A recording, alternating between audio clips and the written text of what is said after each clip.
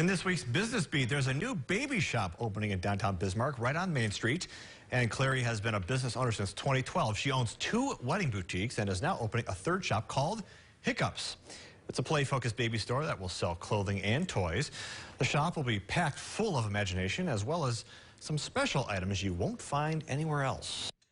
We really wanted to focus on the creativity and the gifts and the fun stuff that comes with being a kid, so that not only does a mom want to shop here, but a kid does too.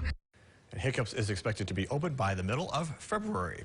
And if you have a new business you'd like to see on this segment, shoot us an email at ndfirst@kxnet.com.